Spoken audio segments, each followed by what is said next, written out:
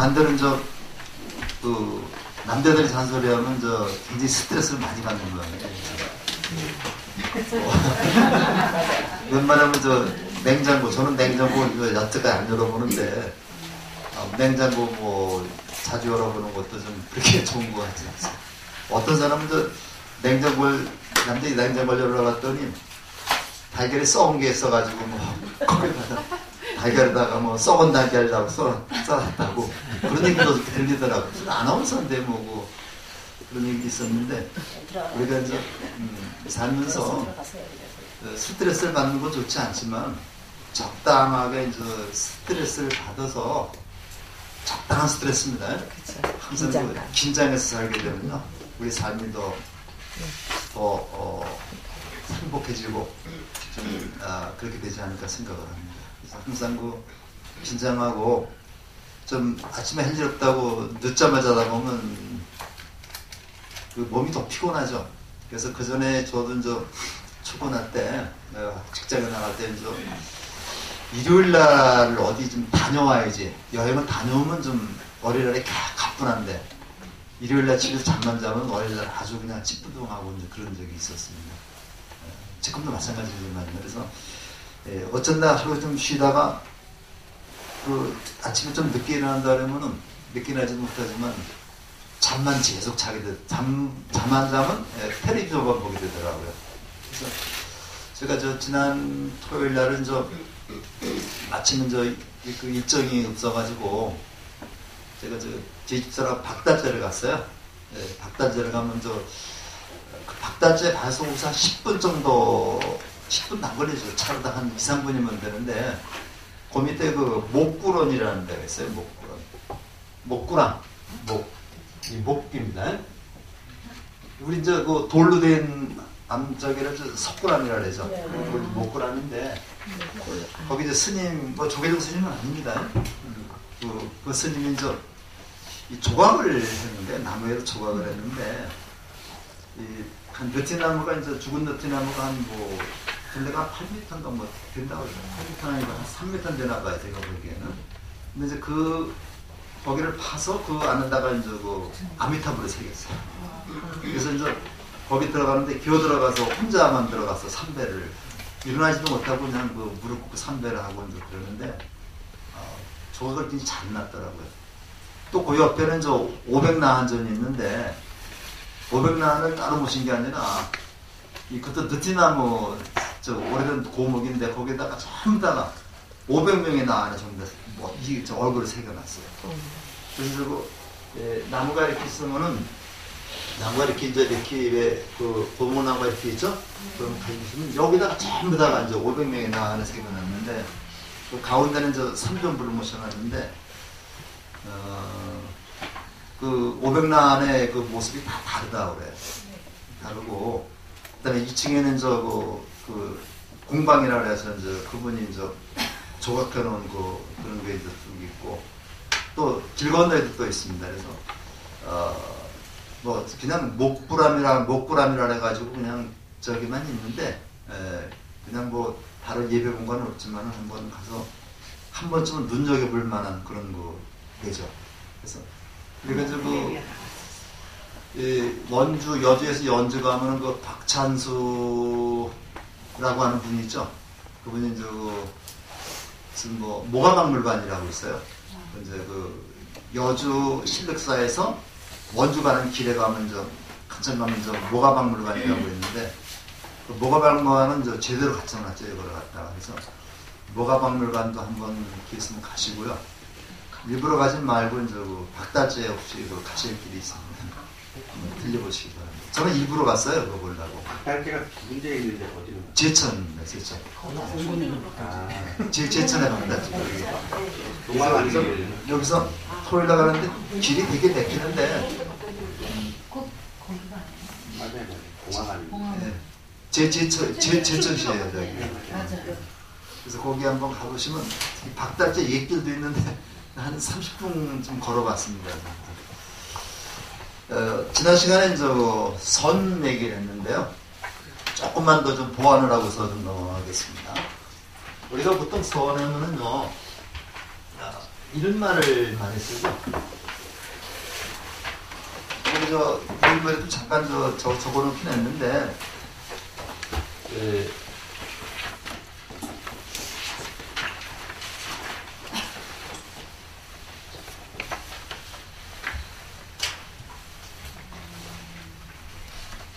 이 문제도 좀 있을 겁니다, 여기.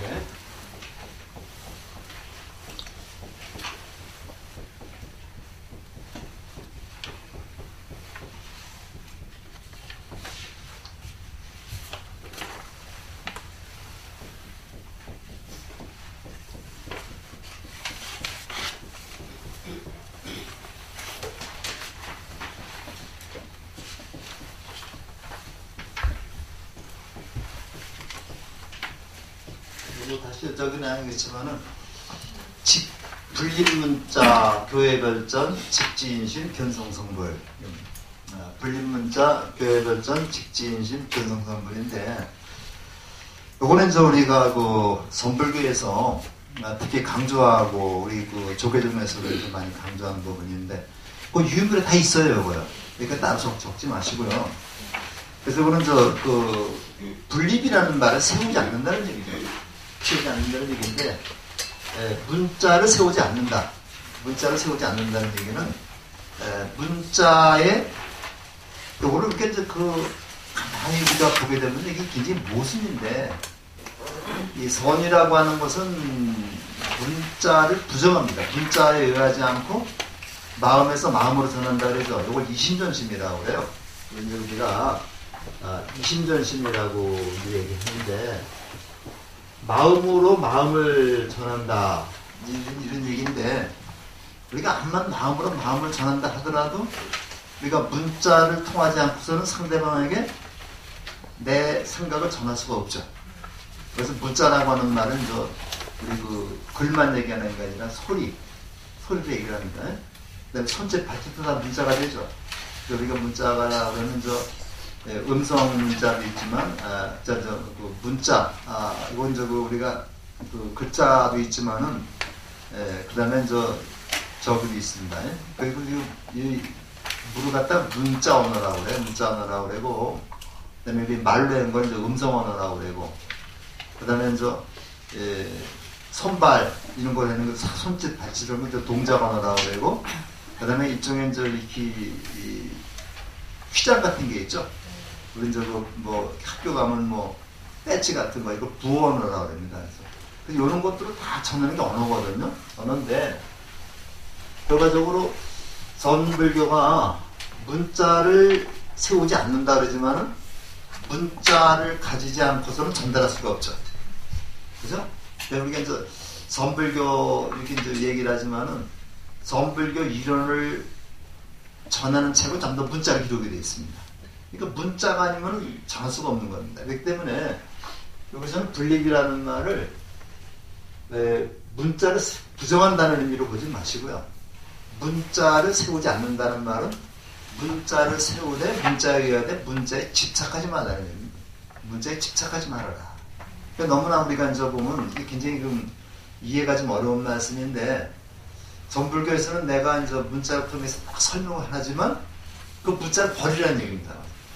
그래서 우리 스님도 법문을 하시면서 그런 말씀 많이 하세요. 이게 실상법문이라고 얘기를 하는데, 문자로 전달을 하지만은 그 문자에 얽매이지 말아라. 문자에 자유로우라는 얘기입니다. 그렇게 하고, 그렇게 한다면은, 요거는 교는 문자로 설명해 주는 게 교고, 그 다음에 문자로 설명하지 않고 마음으로 설명해 주는 게, 알려주는 게 선이거든요. 그러니까 그 부처님의 가르침 외에 문자에 의한 가르침은 8만대장인 겁니다. 이게 경전이죠. 경전 외에 별도로 전하는 게 있다. 문자에 의하지 않냐고 경전 외에 별도로 전하는 게 있다. 이게 바로 뭐냐면 선이라는 의미입니다. 이거 이심전심이라고 그러죠. 그래서 부처님하고 그 가섭존자하고 사이에서는 3번에 걸친 이심전심이 있다고 그래요.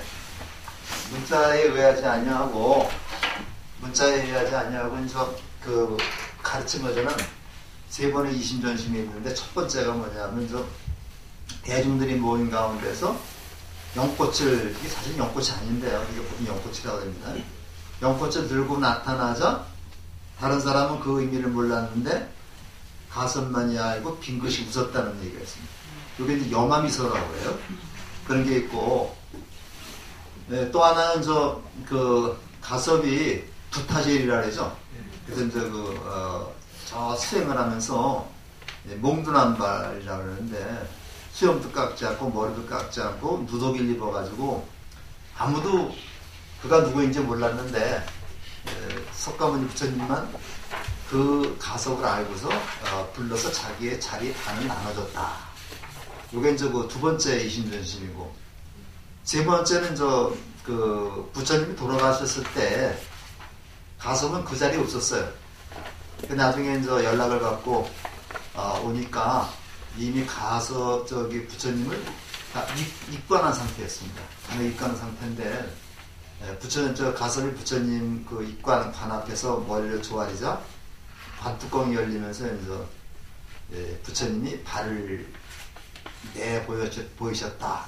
이런 얘기가 있거든요. 이게 세 번에 걸친 이심전심인데 물론 경전은 없습니다, 이 말에. 그래서 선에서는 경전에는 없지만 가섭존자가 별도로 부처님에게 마음에서 마음으로 전해받는 세 가지 그 가르침이 있다. 요것이 바로 선이라는 얘기죠. 그런 얘기를 하고, 직진심이라는 말은 사람의 마음을 직접 가리킨다. 사람의 마음을 직접 가리켜서 요것이 이제 성이 이제 불성입니다. 이게 불성, 본성, 그 다음에 이제 불성인데, 우리 이제 법화경에서 보면 사람의 마음에는 사람의 이 본성이 바로 부처가 된 씨앗을 갖고 있다는 얘기죠. 요거 열애장 사상이라고. 그러니까 열애라고 하는 그 본성이 내 몸 안에 감춰져 있는 겁니다. 근데 나는 그거를 드러내 보이지 못하고 중생노릇만 하고 있다는 얘기죠. 그래서 우리가 이제 법화경의 이제 핵심 사상이 이제 인불사상이라고 해가지고 이제 사람이 꼭 부처다. 왜 부처가 되느냐? 그 사람 안에는 부처가 될 본성이 있기 때문에 그런 얘기죠. 이 본성을 본다는 얘기죠. 이 본성을 봐서 부처를 이룬다. 이런 얘기가 되는데, 그래서 이제 우리가 그 법화경에 이제 상불경 보살품이라는 그 품이 있어요. 제가 굉장히 좋아하는 그 보살이 상불경 보살이라는 보살인데, 그 상불경 보살은 누구든지 만나면 당신은 부처님입니다. 당신은 부처님입니다. 이렇게 예배를 하는 겁니다. 왜 부처님이냐? 당신의 본성 속에는, 당신의 마음 속에는 부처가 된 씨앗이 있기 때문에 나는 당신을 부처님으로 존경하겠습니다. 이렇게 얘기를 하는데, 이제 이 부분이 이제 상불경 보살이 부처님의 전생의 그 모습이라고 얘기를 하거든요. 그러니까 이제 부처님은 바로 자기 자신만 부처가 아니라 남도 부처로 같이 인정을 한다는 얘기죠. 그래서 그런 것을 갖다가 이제 요 선불교에서는 굉장히 강조를 하고 있습니다. 문자에 의하되 문자에 얽매이지 않고 경전 외에 별도로 전하는 것이 있다. 이것이 바로 가섭존자와 부처님과의 세 번에 걸친 이심전심이고요. 그 다음에 사람의 마음을 직접 가리켜서, 직지사라고 있죠. 직접 가리켜서 그 안에 있는, 마음속에 있는 본성입니다. 우리 마음속에 있는 불성을 보고 그것을 주로 말미암아 부처를 이룬다. 이런 얘기인데, 이것은 바꿔 얘기하면 자기가 스스로 부처임을 자각해서 부처다운 행동을 하라는 그런 뜻으로 우리가 좀 보면 되겠습니다. 그래서 요 점을 한번 좀 말씀을 한번 다시 드리고요. 그 다음에 교재 그 99쪽에 잠깐 보면요. 거기서 조금 잠깐 말씀드렸는데, 밑에서 넷째 줄을 한번 보세요. 99쪽에. 그러면 중국 선종의 여러 본맥 중에서 조계 해능, 이게 6조 대사입니다. 6조 해능. 그 다음에 마조 보일, 임제 의원으로 이어진 임제 법맥을 이어 임제 선풍이 한국의 중심이 되게 했다. 그래서 이렇게 그 많은 그 조사 스님 중에서도 6조 해능하고 그다음에 마조 도일, 임재 의원 스님, 요분들이 우리 조계종이 아주 그 맥을 이어주는 아주 중요한 분이 되겠습니다. 그래서 우리가 이제 그 선종을 공부하면서 요 세 분이 가장 핵심이 된다는 것을 우리가 좀 기억을 하시고, 그 뒷페이지 보면요, 100페이지 보면 거기 그 백장 스님에 대한 얘기가 나오죠. 둘째 줄을 보시면 백장은 백장산에 살면서 대중들이 많아지자 질서를 잡기 위해서 경륜을 참조하여 백장청규를 만들었다. 백장청규를 만들고 총림이라 하게 되니 이것이 선종 최초의 법규와 도량이 되었다. 백장은 선종의 청규를 만들고 몸소 모범을 세웠는데 하루 일하지 않으면 하루 먹지 않는다. 일일 부작이면 일일 부식이다. 굉장히 유명한 말씀이죠. 일일 부작이면 일일 부식이다. 그래서 하루 일하지 않으면 하루 먹지 않는다는 얘기인데, 백장 스님은 우리가 백장해이라고 그래요. 이제 백장해이 스님은 아주 그 선종에서 중국 불교에서 굉장히 중요한 분인데, 이분은 그 80이 넘어서까지 항상 그 제자들과 같이 일을 했어요. 일을 했는데, 하루는 제자들이 자기 스승이 일하는 거를 보기가 민망하니까 호미를 감춰버렸습니다. 호미를 감춰버리고서 스승님은 하루 쉬십시오 하고 얘기를 하니까 백장 스님이 그날은 밥을 안 먹었어요. 굶어 죽게 생겼죠. 그래서 그 한 날이 하루 일하지 않으면 하루 먹지 않는다. 그래서 그 양반은 돌아갈 때까지 이렇게 일을 하면서 백장청규라고 하는 게 귀약입니다. 이게 귀약인데 청규라고 하는 그걸 만들었는데, 이게 왜 중요하냐면요, 그 전까지는 사원 경제가 우리 인도에서는 그 스님들이 어떻게 했습니다? 벌식에 의해서 탁발로다가 유지했었죠. 이전까지는 전부 다가 스님들이 일을 하지 않고 탁발이라든가 이 벌식을 통해서 생활을 해왔는데, 이게 한계가 있거든요. 인도하고 중국은 문화가 다르기 때문에, 한계가 있기 때문에 이 백장 스님은 그거를 하지 않았어요. 거식을 하지 않고 우리가 스스로 농사를 지어서 우리 경제를 해결하겠다. 그래서 그 백장 스님 이후는 사원 경제가 스스로 일해서 먹는 그런 태도로 바뀌었습니다. 그러니까 사원 경제 체제가 완전히 바뀌어서 사원이 독립을 하게 된 거죠. 그런데 그다음부터 어떤 폐해가 생겨났냐면 사찰에서 전토, 논밭을 갖다 많이 소유하게 됩니다. 이러다 보니까 조금 좀 내려가면서 계속 그 신도들이 고시한 돈을 가지고서 땅을 사모는 거죠. 땅을 사모아가지고, 그러니까 그 밑에 있는 땅이 전부 다 절 땅이 되는 거예요. 이제 이걸 갖다가 소작을 두는 거예요. 이게 사촌이죠. 사촌이나 소속이 있습니다. 그래서 절 밑에 그 절에 있는 그 땅을 전부 다 소작을 줘가지고, 나중에는 우리나라도 절이 스님이 지주 행세를 하는 거예요. 그러다 보니까 이게 또 관계가 또 강자하고 약자 이런 관계로 바뀌는 거죠. 그래서 그 이후로다가 우리나라에서도 큰 절이 있으면은 그 밑에 땅은 다 절이 소유하게 되는 이런 그러니까 이게 또 굉장히 절의 또 픽페이지는 원인도 되는 거죠. 그래서 이게 있으면요, 돈이 있어도 걱정, 권력이 있어도 걱정, 다 걱정이 됩니다. 우리 정치인들도 보면은 그 장관을 하지 않고 대통령을 하지 않았으면 아주 굉장히 존경받아 살 사람이 그걸 했기 때문에 이렇게 되는 거죠. 그래서 우리가 항상 정직하게 살고 깨끗하게 살고 이게 청정하게 사는 거, 이게 청정비입니다. 이게 우리 스님들이 그런 분들이 훨씬 더 많습니다. 사실은요. 청정하게 사는 분들이 훨씬 많은데 그분들이 뉴스감이 못 되니까 그렇잖아, 항상 그렇잖아요. 그래서 우리가 보는데, 우리는 스님이 얼마 되는지 이제 점점 지금 스님들이 줄어들고 있습니다만은 스님들이 이제 깨끗하게 살고 그러면 좀 뭐가 됩니다. 제가 어저께 이제 불교평론이라고 하는 잡지가 있는데요. 이 개간지입니다.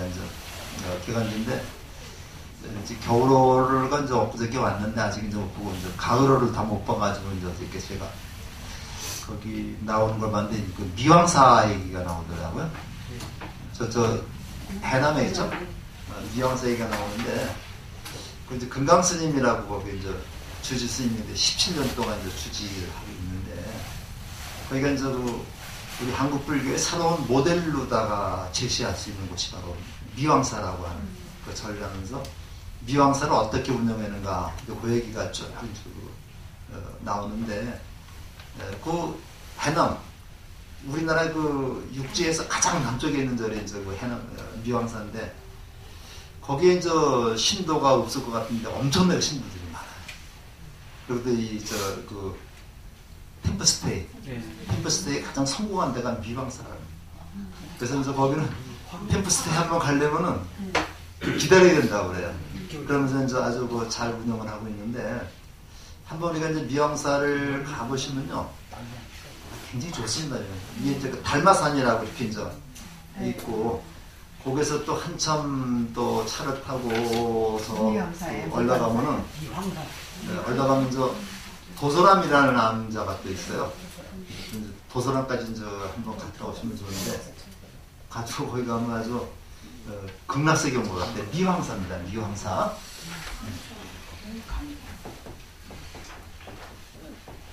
황자는 누구 황자고요? 이거 이제 해남에 있습니다. 미왕사. 그 밑자가 요거는 소를 뜻하는 거예요. 그래서 소가 이제 짐을 지고 가다가 거기에 멈춘 데서 멈춘 데 절졌다 해서 미왕사인데 요 밑자가 소를 뜻하는 겁니다. 그래서 그 황자는 저희가 황금빛 나는 그런 모습이죠. 그런 얘기인데 그 절에 가보면 또 특이한 게 하나 있어요. 나중에 이제 가서 보시면 알겠는데 그 주춧돌 있죠.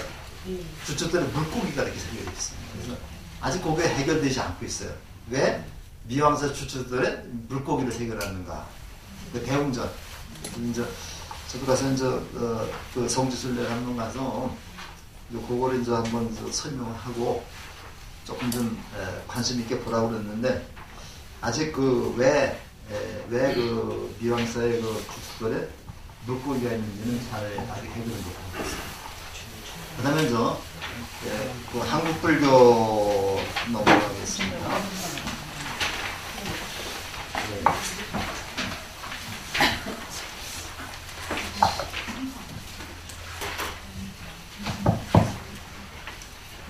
이것도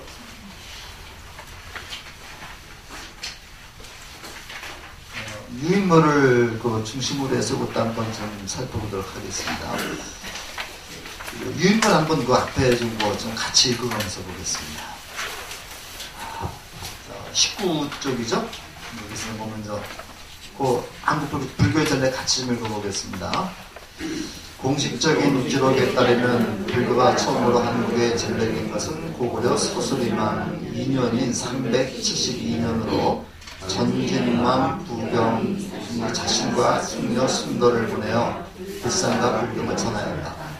그러나 이것은 국가회적인 공식 기록일 뿐 불교가 여기다 먼저 전해졌다는 것을 중국 남북조 시대나 양나라 때 승려 해교가 저술한 양고승전 등에 보내놨다는 내용으로 미루어 알 수 있다. 불교가 발생지인 인도에서 직접 들어오지 않고 중국을 거쳐 들어왔으며 또는 기원전 6세기에 발생한 불교가 8 내지 9세기라고 하는 시간적인 간격을 두고 4세기에 한국으로 들어왔다는 것에서 한국에 전래된 불교가 고타마 붓다 당시의 원시 불교와는 차이가 있었으리라는 것은 충분히 짐작되는 사항이다. 당시에 전래된 불교가 어떤 성격의 것이었는지 자세히 알 수는 없으나 지금까지 한국의 민간에서 믿어온 고유한 민간신앙이나 무속신앙이나 도교와 별다른 마찰 없이 융합되었던 것으로 보인다. 단 신라의 경우 2차 돈의 순교에서 보듯이 초기 전례시 고구려와 백제보다는 고유신앙의 융합에 어려움이 컸던 것으로 여겨진다. 자, 여기까지 먼저 보시면요. 우리가 이제 어떤 부처님이 그 정각을 이룬 해가 이제 기원전 한 5세기죠. 6세기가 되는데 2561년, 2561년 전으로 이제 되는데 기원전 한 6세기인데 우리나라에 불교가 들어온 것이 그 372년이니까 4세기 말이죠. 4세기 말이니까 이때가 한 그 800년, 800년 정도의 그 차이가 있는.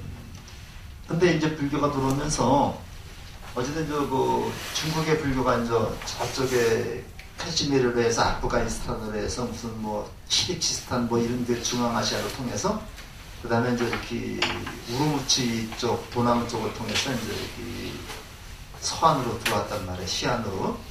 지금 장안이죠. 옛날에 장안이었죠.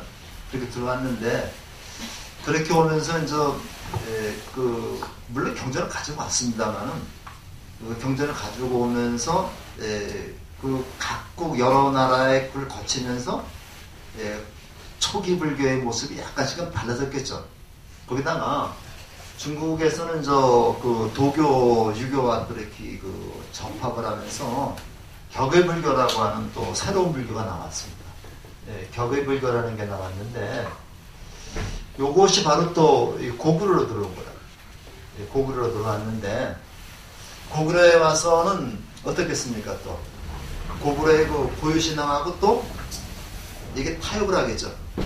타협을 하는데 공식적으로 들어올 때 372년이니까 아마 고구려 불교는 이 이전에 들어왔겠죠.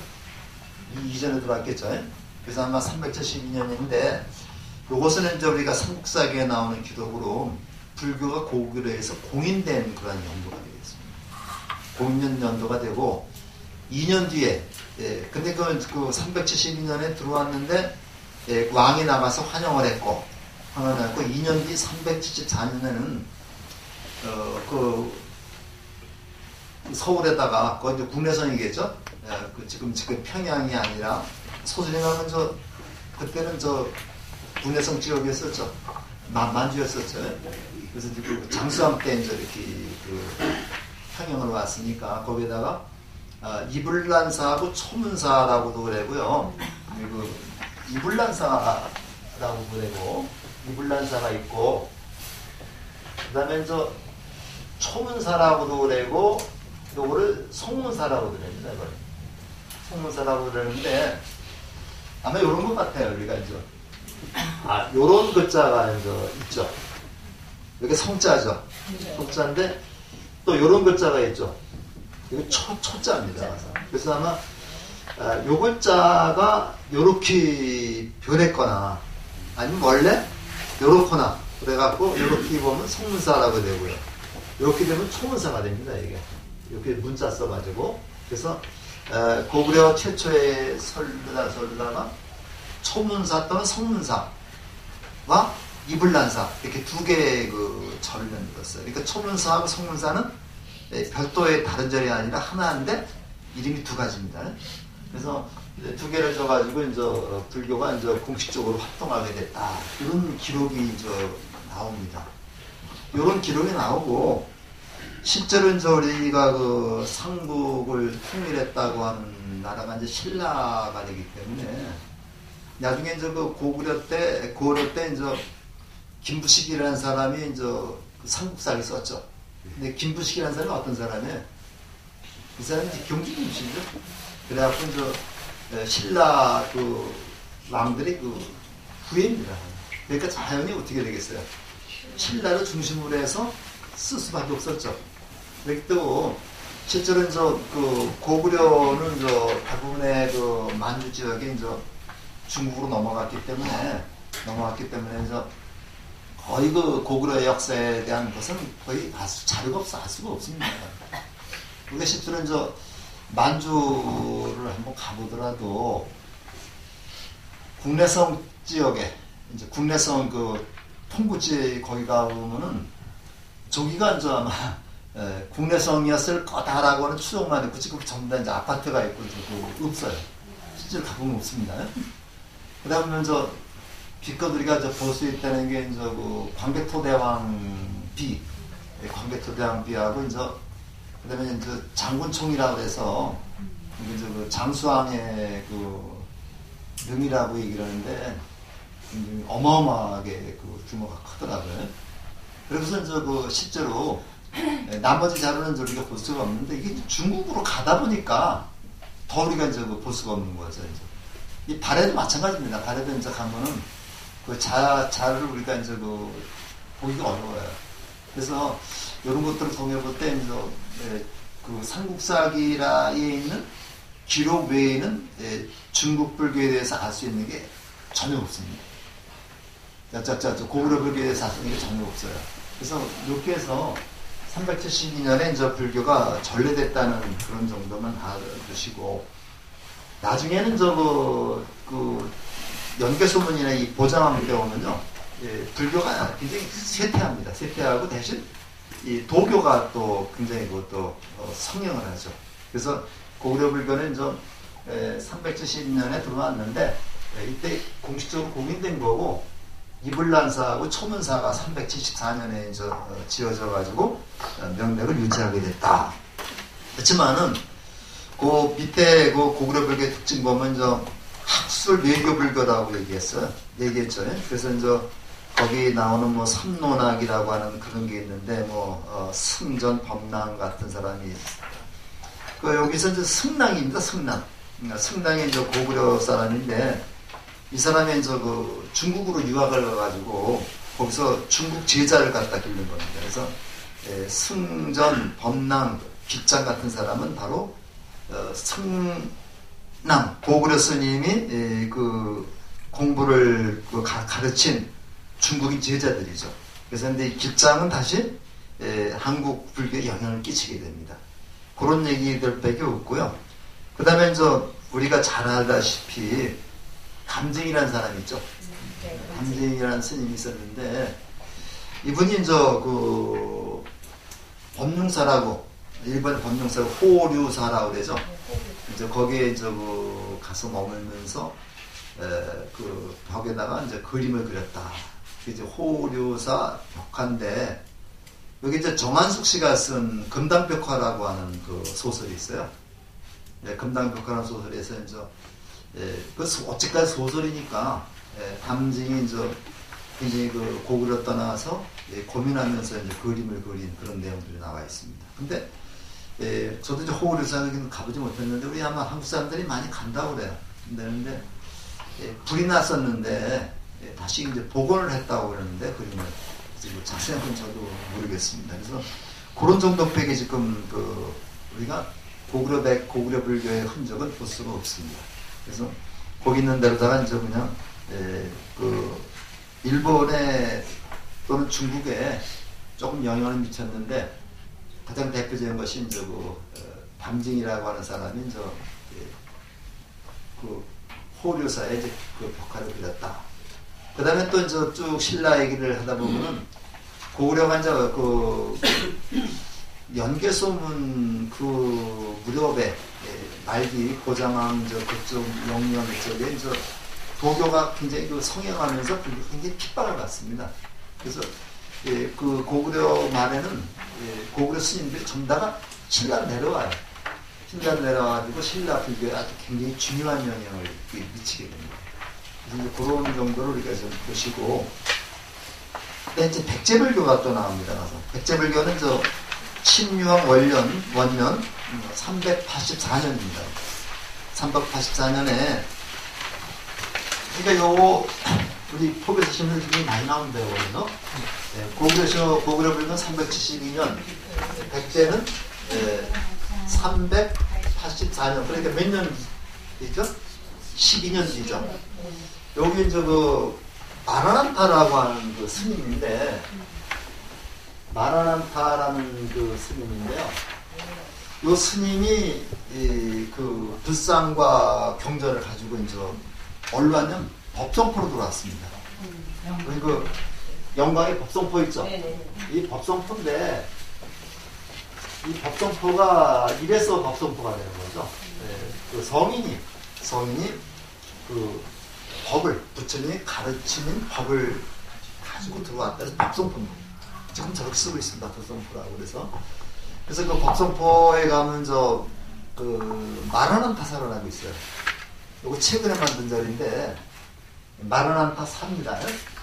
마라난타사인데, 이게 이제 영광군하고 불교계에서 같이 만든 절인데, 불교고 최초 전래지라고 그래요. 그래서 요건 법성포 쭉 이제 시장을 지나서 가다 보면 거기 나오는데, 저도 몇 번 가봤는데, 최근에는 지난 여름에 가을에 한 번 갔다 왔습니다. 또 갔다 왔는데, 거기 가면 커다란 높은 동상이 있는데, 거기에 이제 아미타불, 마라난타 스님, 이렇게 해서 사방에 이제 부처님 보살하고 보살하고 마라난타 스님을 갖다 이렇게 세워놨어요. 동상을 쭉 올려놓고서 이제 내부팅에 전부다가 이쪽에는 아미타불, 이쪽에는 마라난타 스님, 이쪽에는 관세음보살 이런 식으로 해놨는데, 초기에는 거기까지 올라가게 했습니다. 올라가게 해가지고 거기 가서 이제 직접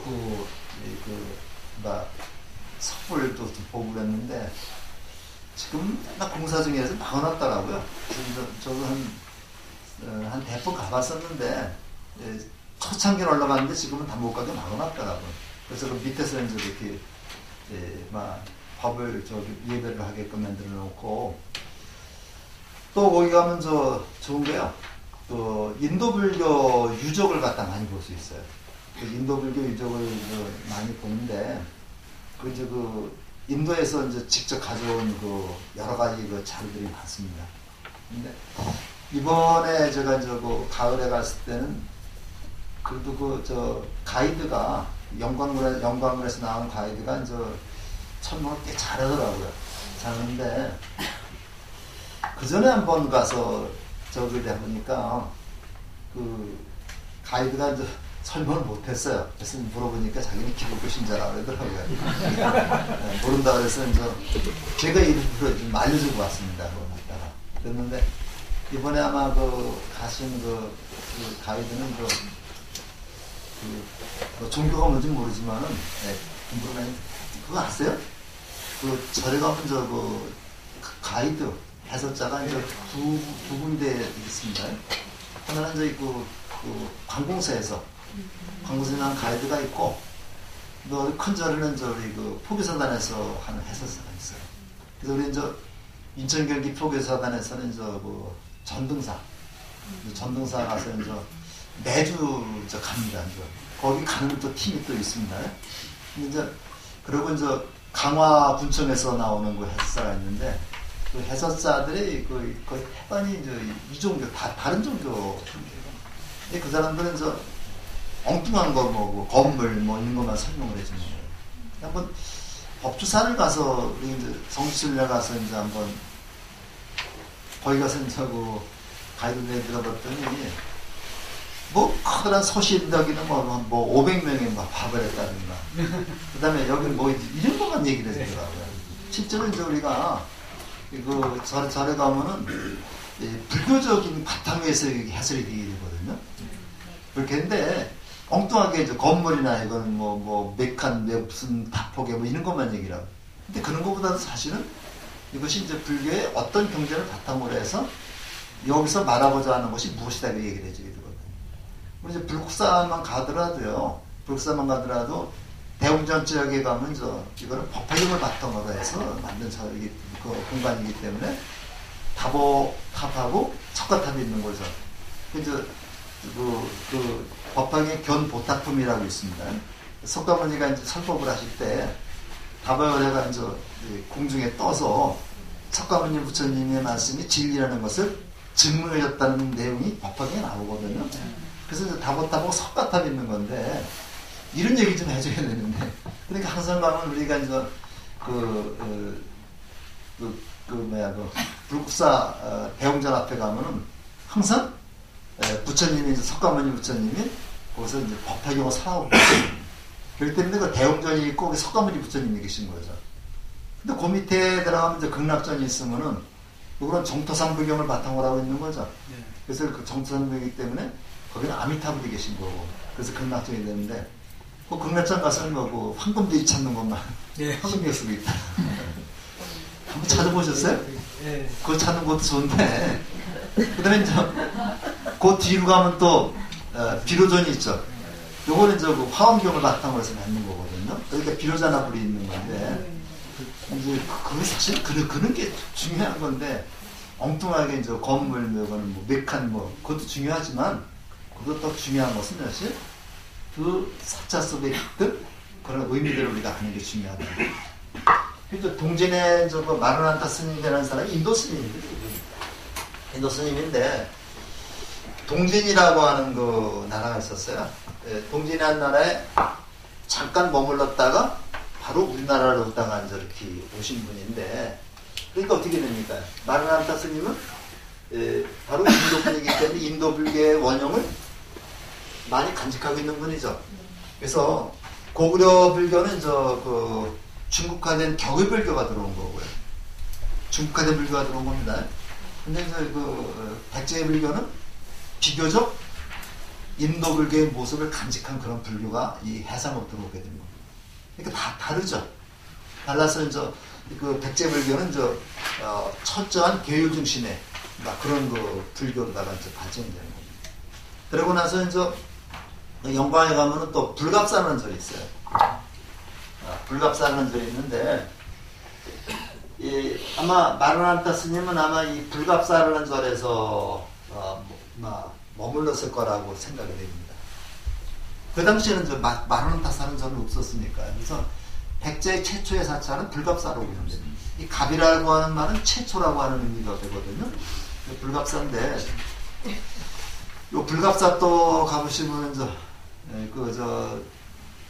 저기처럼 아주 우리나라에 몇 안 되는 상사화라고 그러죠? 꽃무릇. 이게 또 거기도 유명해요. 여기하고 이제 고창의 그 선운사가 이제 유명한데 내가 보니까 이제 꽃피트 다 가봤는데요. 내가 보는데 고창 선운사가 훨씬 낫습니다. 고창은 낫고 여기도 이제 그 꽃무릇 그 상사화가 있긴 한데 많이 있는데 고창 선운사에 비하면 아주 좀 많이 부족해요. 부족한데 여기 대웅전 건물을 가보면 참 특이해요. 여기도 특이한데 그 목마루에 가보면은 이렇게 돼 있는데 여기 탑처럼 그 지붕 위에 탑처럼 여기 있습니다. 가서 있는데 이런 건물이 이제 그렇게 보기가 쉽지 않거든요. 쉽지 않고 여기도 가면 부석사 무량수전이나 마곡사 대왕보전처럼 불상이 옆에 있습니다. 옆에 있는데 이제 바로 여기도 이제 굉장히 유명한 이름난 절이라고 볼 수 있습니다. 그래서 이때 보는데 거기 한 20페이지 저기를 보면요.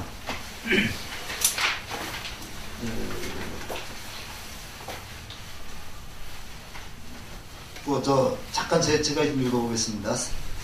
유인물 20페이지입니다. 승려 마르난타가 바다를 건너 동진으로부터 왔는데 왕이 직접 환영하여 맞이하였고 궁중에 머물게 하였으며 이로써 공경했다. 다음에 한 산에 절을 짓고 승려 10명을 양성했다. 왕이 외국의 승려를 직접 맞이하셨고 궁중에 있게 한 것으로 보아 백제에도 그 이전부터 불교가 전해졌던 것을 여겨진다 해서 백제가 민간에는 먼저 들어왔는데 이것이 이제 정식으로 공인된 것이 이제 384년이라는 얘기죠. 요때는 아마 수도가 아마 여기 서울 요게 또 모양입니다. 그러니까 그걸로 들어와가지고 서울까지 가는데 한참 시간이 걸렸겠죠. 그 다음에 140년쯤 지나서 성왕 때에 이르러서 불교가 크게 번성했다. 근데 이 성왕은 어떤 왕이냐면요. 그쪽으로 성왕입니다. 가서. 성신왕인데 전륜성왕이라고 하는 의미로 봐도 괜찮습니다. 불교를 굉장히 그 옹호했던 왕인데, 우리 이제 부여에 가시면요. 부여에 가시면 그 시내에 이제 그 성왕의 동상이 있어요. 그래서 고구려 그 백제가 이제 공주로다가 천도를 했다가 공주에서 부여로 천도했을 때 그 천도한 왕이 성왕입니다. 성왕인데 이분이 굉장히 아주 뛰어난 그런 왕이었었는데, 우리 삼국의 역사를 보면요, 고구려의 침략을 막기 위해서 이제 소위 나제 동맹을 맺습니다. 이제 백제하고 신라가 서로 동맹을 맺어가지고 이제 고구려의 침입을 막았는데, 그래서 이제 그 백제는 아주 철석같이 그거를 막자고 있었는데, 성왕과 성왕 때가 이제 그 신라는 진흥왕 때였습니다.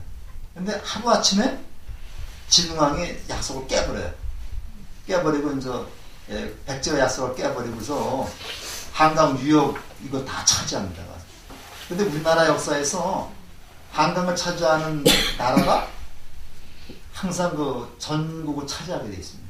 그래서 어떤 제가 이제 어떤 그 역사학자 이나대 교수인지 제가 생각이 안 나는데, 거기 제가 직접 들은 얘기인데, 우리 역사에서 고구려가 침해 주침에 한강을 차지했었죠. 이제 백제가 차지했었죠.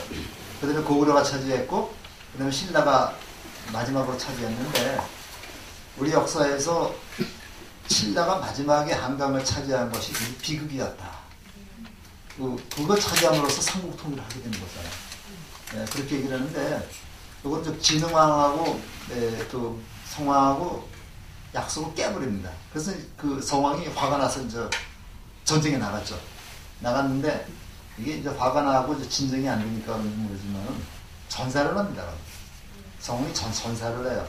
그러니까 그 성왕의 뒤를 이은 아들이 계속 신라가 왼수지가 있는 거죠.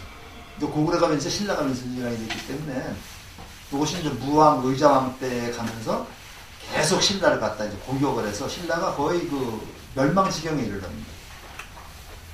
멸망지경에 이르는데, 그때 이제 그 김춘추가 고구려 가서 협조를 구했지만 거절당하고, 그러니까 어디로 간 거예요? 당나라로 간 거죠.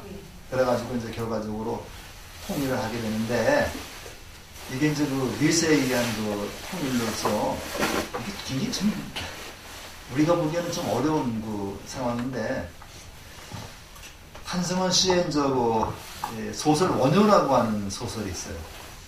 이게 소설이니까 이게 원효라는 소설이 있는데, 거기 보면 그 원효 대사가 평화주의자였다고 그래서 전쟁 반대주의자였다는 겁니다. 전쟁 반대주의자인데, 이 원효 같은 그 영향력 있는 사람이 전쟁을 반대하는 그 얘기만 하고 다니니까 안 되겠다 해서 이제 무열왕이 원효 대사를 연금을 시킨 거라고 그래요. 요소궁으로다가 시켰는데, 이건 소설이니까요. 그 삼국사에 그렇게 되어 있지 않습니다. 연금을 시켜가지고 이제 요소궁에서 이제 그 요소공주하고 같이 자의반 타의반 생활을 하면서 이제 서총이라고 하는 그 아들을 낳는데, 우리가 역사 삼국사에 기록된 거 보면 무슨 소리를 해가면서 원효 대사가 강물에 빠졌는데 그거를 그냥 그 요속병 갖다 놓으니까 하루인가 이틀인가 자고 나왔다. 그러고서 이제 서천이 났다 그러는데, 대부분의 그 학자들은 그렇게 생각하지 않고 있어요. 그래서 그 원효 대사하고 요속공주는 정상적으로 부부생활을 했다. 그것도 몇 년 동안. 근데 이기영 박사도 그렇게 말씀하시더라고요. 그래야지 서천 같은 그 학자가 나올 수 있었지. 하룻밤 자고 나와서 서천 같은 학자가 못 나온대요. 그러다 나중에 이제 원효 대사가 이제 이 소요산 자제함에 와서 그 수행을 하는데, 요속공주가 그 어린 서총을 데리고 자제함까지 왔다가 그 자제굴이 있죠, 거기. 바위 밑에 있는 그 법당이 있습니다. 그 소요산 안 가보셨어요? 이거 한번 전철 타고 한번 그 자제함 가보면은 바위 밑에 동굴이 있습니다. 거기에 이제 그 원효 대사가 수행했던 걸로 알고 있는데, 이런 것은 그 설화죠, 이제. 그래서 한번 그런 얘기도 이제 있는데, 그 자제함이라는 그 절도 이제 원효대사하고 굉장히 그 밀접한 연관이 있습니다. 이렇게 해가지고 이제 우리가 그 역사와 이걸 연결시켜 보면요, 우리가 모르는 새로운 사실들을 많이 볼 수 있고, 한승원 씨는 그러한 판단에서 이제 우리가 그 원효라고 하는 인물을 다시 한번 조명해 보는 그런 그 기회를 갖게 된 겁니다. 어쨌든 간에 이제 백제의 불교는 이제 비교적 이제 그 인도 불교의 원형을 많이 간직한 그런 불교였었고, 이것이 이제 그 계율 중심의 그런 불교였다. 그렇게 우리가 얘기해 보시고, 그 맨 마지막 그 단락에 보면 일본의 불교를 처음 전한 성왕 30년, 때는 성왕 30년 때, 552년에 이제 일본의 불교를 전했는데, 그 노리사치게라고 하는 사람을 파견해가지고 일본의 불교를 전했다. 그래서 우리가 백제불교에서 그냥 특기할 만한 그 사항은 계율 중심의 불교였고, 인도의 그 불교의 원형이 어느 정도 많이 간직된 그런 불교였다. 그리고 인도 백제, 그러니까 백제 아니야, 일본의 그 불교를 전해준 그런 공적도 우리가 좀 기억을 해야 될 것 같습니다. 그래서 그 일본에서는 이제 우리 그 백제가 일본의 불교를 전해졌기 때문에 굉장히 그 백제를 갖다가 고마워하고, 그래서 뭐 불교 전했다는 그 기록을 전한 뭐 비석도 세웠다 그러는데요. 왔다 가서 저는 보지 못했는데, 그렇게 하면서 우리 불교를 일본까지 전한 그런 커다란 또 공적이 또 있습니다. 그래서 여기까지 좀 하고요. 이제 조금 쉬었다가 10분에 신라불교 이제 들어가도록 하겠습니다. 행사가 빨라지는 바람에 저들이 포교사 그 대비 훈련을 1월달부터 시작을 해서 10일 동안, 2시간 동안 10일 동안이니까 20시간이죠. 이렇게 준비를 했었는데, 올해는 이제 입지가 시험이 빨라지고 그래가지고 12월 26일, 27일, 25일 날이 월요일 날이더라고요. 그래서 올해는 이제 화요일 날, 수요일 날 좀 10시부터 12시까지 좀 할까 생각을 하고 있습니다. 그래서 다른 그 교재를 좀 만들어가지고 전체적인 이제 한번 불교를 한번 더듬어 보려고 생각을 하고 있는데, 그 포교사 시험을 보시는 분들은 부족해요. 뭐 안 보시더라도 지금 혹시 시간 되시면은 오셔가지고 불교 공부를 같이 좀 하셨으면 고맙겠습니다. 그래서 한 15분 정도 지금 우리가 예상을 하는데, 더 많아도 괜찮습니다.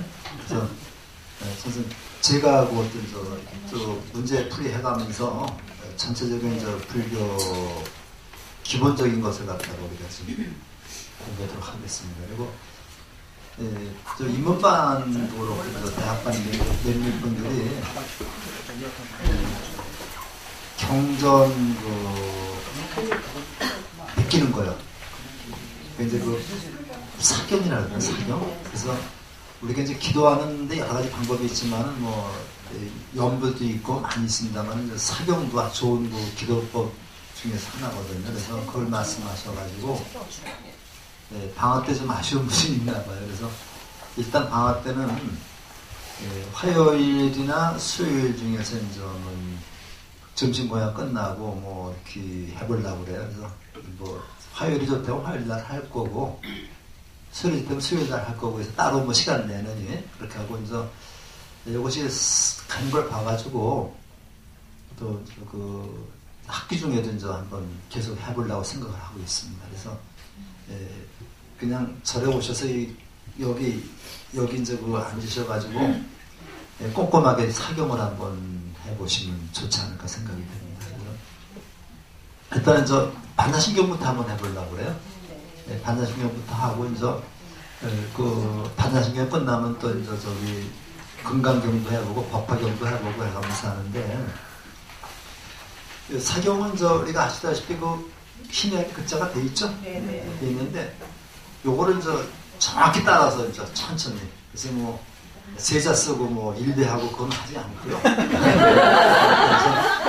간단하게 이제 그냥 마음을 우리가 그 반야신경을 한번 이렇게 그 수업하는 식으로 해놓고 그냥 앉아서 마음을 가라앉히면서 그냥 이거는 자율적으로 이제 이렇게 좀 하는 방향으로 하는데 우리 이제 그 과장님도 이제 같이 하고 저도 같이 좀 시간 되면 같이 사경을 한다고 합니다.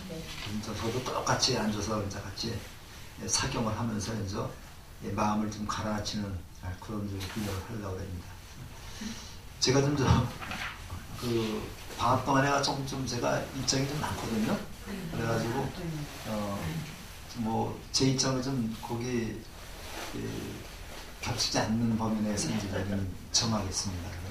정하고 이렇게 해가지고 문제가 이제 그 좀 더 많은 분들이 우리가 이제 그 포교사 좀 지원 좀 하셨으면 하는 거 부탁을 좀 드리고요. 이게 남을 위해서 그 봉사한다는 것 나를 위하는 거죠. 그러니까 우리가 이제 남을 위해서만 하는 건 없습니다. 나와 남을 같이 행복하게 해주는 것 이런 거기 때문에 저도 이제 퇴직하고 나서 포교사를 했습니다. 좀 늦게 했는데 한 10년 돼가요. 그래도 이제 했는데 물론은 그 시간도 많이 뺏기고 그다음에 조금 돈도 좀 들어갑니다. 좀 그렇지만은 그거로 인해서 얻는 그 기쁨이 더 많죠. 그래서 좀 이렇게 권장을 해주고 싶고 남을 위해서 같이 내가 공부한다고 되게 좋은 거잖아요. 그래서 이 포교사가 되고 나면 각자 하고 싶은 데 가서 뭐 군포교도 할 수 있고 어린이 포교도 할 수 있고 구치소 같은 데 가서 이제 할 수도 있고 또 그 병 케어 또 그것도 할 수 있고 여러 가지가 있습니다. 인천 그 지역만 해도 한 10개 분야가 됩니다, 지금요. 그러니까 이제 그렇게 선택을 해서 할 수 있고 시험은 이제 2시간 봅니다. 2시간 보는데 한 100분씩 2시간 될 겁니다.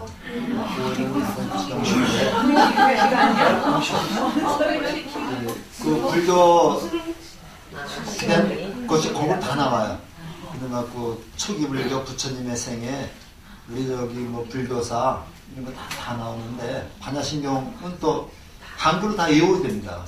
그래서 그 반야신경을 요새 반야신경을 한글로 이렇게 중간중간에 한글 쓰는 그러니까 중간중간에 한글 쓰는 거 나오는데 공식적인 문제가 이제 1교시에 객관식 40문제에다가 주관식 40문제입니다. 40문제, 주관식 40문제니까 객관식 2점씩 하고 주관식 4점씩이면 100점 만점이 나오죠. 그 다음에 2교시에 또 주관식 5문제, 객관식 40문제. 그래서 쭉 이제 합해서 객관식이 80문제.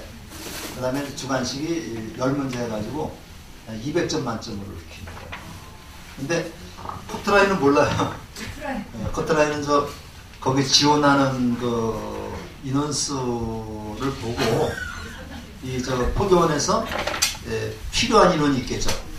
필요한 인원이기 때문에 커트라인은 몇 점이라고 딱 말하기는 좀 어렵습니다. 지방이 낫다고 그래요. 요 서울, 인천, 경기, 강원 지역은 이제 저기 어디냐면 저 구이동인가 이제 거기 있습니다. 그 동국대학교 4대 부속 여자고등학교 항상 거기서 봐요. 그래서 이제 여기서 우리가 보시면은 우리 이제 포교사단에서 이제 우리 그 절버스 가지고 갑니다. 절버스 운전해가지고 여기서 점심 찰밥해서 잡수더라고. 찰밥 잡수고 이제 거기 단체로 다 가서 이제 시험 보고 거기서 다 기다려요. 끝나면 또 이제 인천 지역 포교사단에서 또 저녁 사줍니다. 학교 옆에서 그 저녁까지 먹고 그리고 오시면 되겠습니다. 그래서 자세한 거는 우리 과장님한테 좀 여쭤보시고, 그 다음에 거기 그 교재에 보면 가야불교가 나와요. 그거 잠깐만 좀 말씀을 드리겠습니다. 가야불교가 나오는데, 가야는 우리 수로왕, 김수로왕이 가장 백제 가락국의 왕이었죠. 여기 왕비가 허왕욱이라고 합니다. 허왕욱이라고 하는 그 왕비가 있는데, 허왕욱이라고 하는 그 왕비가 아유타국에서 왔다고 해요. 아유타국에서 왔는데, 아유타국이라는 나라가 인도 시절에 있었다고 합니다. 지금도 태국 가면은 그 아유타라고 하는, 아유타인가요? 그게 있어요. 방콕하고 아유타, 수코타이 이쪽이 있는데, 아유타야가 있는데, 그건 아닌 것 같고, 인도에 아유타국이라고 있는데, 아유타국에서 배를 타고 왔다고 그러죠. 배를 타고 와가지고 김수로하고 결혼했는데, 이쪽에 아들이 8인가를 낳습니다. 8인가를 낳는데, 첫 번째 그 왕자가 왕위를 잇고, 두 번째, 세 번째 왕자는 아버지 성을 따르지 않고 어머니 성을 따랐어요. 그게 김해허씨입니다. 김해허씨고 나머지 김해김씨가 되는 거고. 이제 김해허씨인데 그 김해김씨하고 김해허씨는 전부 다 동성동번입니다. 근데 당나라 때 김해허씨 허겸이라는 사람이 중국 가서 아마 큰 그 공을 세웠던 모양이에요. 당나라 황제가 자기 성을 주었습니다. 당나라 황제가 성이 이씨죠. 이제 이씨를 주었어요. 이게 사성이라고 그래요. 그래서 이제 성이 그때부터 여기다 이자를 붙여가지고 이허겸이 됐습니다. 그 이허겸이가 이제 인천 이씨의 시조가 되죠. 인천 이씨의 시조가 돼가지고 우리 그 원인제라고 있죠? 네. 원인제 가면 인천 이씨의 근원지입니다, 거기가. 근데 그래서 그 원인지 한번 들어가 보셨어요? 네. 들어가 보시면 거기 그 위에 가면은 이허겸의 무덤이 있습니다. 이허겸 무덤이 있어요. 그래서 여기 인천이 씨의 시조인데, 인천이 씨가 굉장히 그 번성을 하죠. 그래서 그럴 때 위자겸이라고 하는 사람이 나와가지고 자기 딸들은 전부 다가 왕비로 해서 겹석을 냈습니다. 왕한테 왕을 줘가지고 또 아들을 낳으면 그 아들한테 또 자기 딸을 또 시집을 보내요. 그러니까 딸은 언니 입장에서 보면은 며느리자 동생이 되는 거죠. 이렇게 해가지고 5명인가를 왕비로 만들어요. 5명인가 왕비로 만들어가지고 거기서 몇 명이 9명인가 그 왕자가 나오죠. 그래서 아주 그 권세를 부리다가 나중에 그 왕이 되려고 하다가 몰락하고 마는데, 그 이규보라고 하는 사람도 인천일 씨입니다. 유명한 사람이고, 그 다음에 의천대사, 그럴 때 의천대사가 나오는데, 의천대사도 그 왕비 어머니가 인천일 씨예요. 그래서 몰락을 하는데, 지금도 인천일 씨하고 김혜호 씨하고 김혜김 씨는 동성동번이 돼가지고 가락종친회라고 해서 종친회를 같이 하고 있어요. 그래서 이렇게 되는데 혹시 우리 원인제 가서 한번 좀 살펴보시는데, 그렇게 해서 그 허왕이 다른 아들들은 출가를 해요. 출가를 해가지고 그 중이 되는데 7명이 출가를 하는데, 하동에 가면 그 쌍배사를 지나서 가면 칠부람이라는 데가 있어요. 지금 칠부사라고 그러더라고요. 근데 가야의 그 7왕자가 거기에서 공부를 해가지고 성불 했다. 그래가지고 칠부사가 지금도 아주 절이 좋습니다. 그래서 그 쌍배사 들어가지 말고 거기 화개장터에서 그냥 직진 쫙 하면은 한참 하다가 지리산 그 자락에 칠부사라고 있어요. 거기 가면 굉장히 특이한 그 방이 하나 있는데 아짜방이라 그래가지고 그러니까 이제 앞자방이라 그래가지고요. 요 구들이 있는데 요걸로 한 번 때리면 뭐 한 며칠 간다고 그래요. 그래서 이제 49일인가? 예. 그래서 그 앞자방 구들을 바로 여기서 볼 수가 있습니다.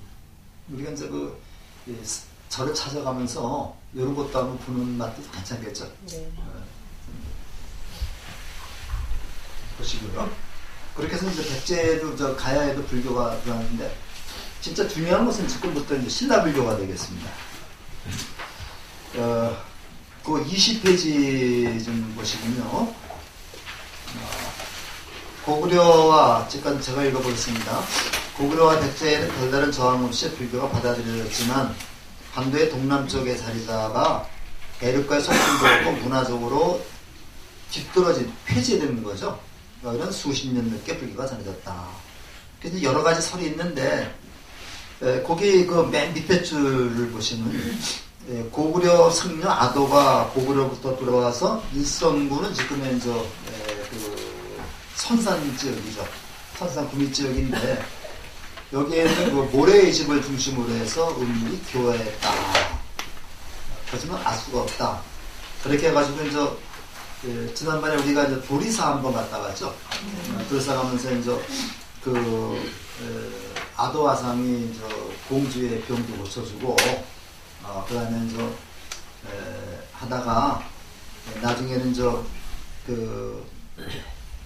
다른 데 가서 세운 데가 바로 그 도리사라 그 이제 말씀을 드렸는데 이런 얘기가 있습니다. 그렇지만 이때까지는 좀 민간에서만 이제 불교가 명맥을 유지할 수 있었죠.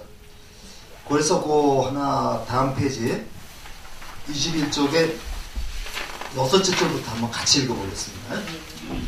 법부감은 불교를 백성들에게 복을 가져오게 하고 나라의 이익이 된다고 확신하여 즉위초부터 국가적인 신앙으로 받아들이려 했으나 신하들의 반대로 고심했다. 그러다가 일자돈의 순교로 인해 법부망에 비로소 불교가 공인되었다. 법부망은 불교를 일으켰을 뿐 아니라 정치적으로 관계를 정비하고 인력을 공포하고 논을 세우고 문물을 개발하는 등 훗날 불교가 세우고 통일할 수 있는 기초를 닦은 왕이었다. 그는 불교 신앙을 통해서 백성들의 선량한 국가적 관념을 가질 수 있고 신라의 문화가 항상 발전될 수 있다고 내다보았던 것이다. 법화면에 의해서 시작된 신라불교가 특색을 지니게 된 것은 진왕 때로부터 이는 왕 자신이 진학신과 불교 정책에 의해서였다. 진왕 5년에 선왕 때부터 지키기 시작한 흥명사가 낙선되고 그의 3월에는 뜻이 있는 자는 승려와 자유롭게 진행할 수 있도록 일발이 출가를 허락했다. 만년에는 진왕 자신도 출가하여 법원이라 이름 짓고 수도하였으며 왕비도 영웅사에 들어가 여성이 되었다. 진왕도 불교인님에 의한 청소년 수양단체인 화랑도를 창설하여 국민정신의 함양에 크게 이바지하였다. 여기까지요. 그래서 법부강 때에 이르러서 이게 어떤 사건이 일어나느냐면요. 이 신라라고 하는 나라가 우리가 아다시피 화백제도라는 게 있었죠. 그래서 육촌이라고 해서 육촌이라 해가지고 신라가 6개의 부족들로 시족들로 이루어지는 그런 나라죠. 그래서 육촌 6개의 시족의 장들이 모여서 왕을 뽑는 회의가 화백제도였었습니다. 그치면은 박씨하고 석씨하고 김씨가 번갈아 왕이 됐었는데 요때쯤 되면요 김씨가 세력을 확장을 합니다. 이 경주김씨죠. 세력이 확 커지면서 박씨하고 석씨를 밀어내고서 김씨 세습제로 가버려요. 왕국의 세습제로 가버리는데 그래도 지역에 이 유지들이 6명의 유지들이 있으니까 왕권이 그렇게 강하지 못했어요. 그러니까 항상 우리가 역사를 보게 되면요 왕권과 신권이 대립을 합니다. 왕권이 강해지면은 신권이 약해지는 거고 신권이 신라들이 강해지게 되면은 왕권이 약해지는 거죠. 그래서 정도전이라고 하는 사람은 잘 알겠습니다만 정돈이라는 사람은 그 신권 정치를 생각했던 거죠. 왕권을 약화시키고 신하들이 중심이 돼서 이제 왕은 이제 허수아비를 세워놓고 그렇게 하려고 이제 그 계획을 다 짠 사람인데 여기 그 태종이라고 이방원이라는 사람은 어때요? 왕권을 강화했던 거죠. 이 왕권과 신권이 저기 맞닥뜨린 겁니다. 수행을 해가지고 결과적으로 정도준이가 이제 몰락하면서 왕권이 강화됐던 거다. 그 왕권이 강화돼서 이렇게 하다 보니까 흉포가 심한 거죠. 이제. 그래서 그 세종이라든가 세조 같은 그런 그 찬란한 문화를 이루었는데 성전까지 왔는데 너무 문화가 발달하고 이제 사회가 좋으니까 왕권이 강하니까 왕이 할 일이 없는 거예요. 그러니까 맨날 술하고 여자들만 밝히다 보니까 연산군 같은 왕이 나가게 된 거죠. 연산군이 이제 이렇게 제거되고 인조반정이라 해서 이제 신하들이 왕을 세웠는데 누구 세우겠어요? 좀 멍청한 사람을 세우겠어요? 당연하죠. 멍청한 사람을 세우는 겁니다. 그러니까 이제 그 중종반정의 이제 공성이한이라든가 박원종 같은 사람들이 저기를 갖다가 이제 중종을 세우고 나서 그 중종의 이제 그 부인 원래 왕이 되기 전에 부인을 내쫓았죠. 그래서 이제 서울에 가면 무슨 산이야 인왕산에 있는 절에 있으면서 이제 옆에다가 이제 임금이 좀 보라고 치마를 널어놨다 그러죠. 그래서 치마 바위가 지금 있습니다. 이렇게 이제 되고 광해군도 이제 쫓아내고서 멍청한 인조라고 하는 왕을 세웠더니 이 병자호란 때 가서 보고 무릎을 꿇는 그런 일도 있었잖아요. 그래서 신권과 대립이 되는데 북왕이라는 사람은 되게 똑똑한 왕입니다. 이 사람은. 그냥 멍청한 왕 같으면요 그냥 적당히 사는데 어떻게 하면 이 신권을 누르고 왕권을 강화시킬까 이거 생각을 했던 거예요. 이거 생각을 했는데 당시 이제 불교라고 하는 사상이 이제 들어와서 민간 신앙에서 퍼져있던 걸 알고 있거든요.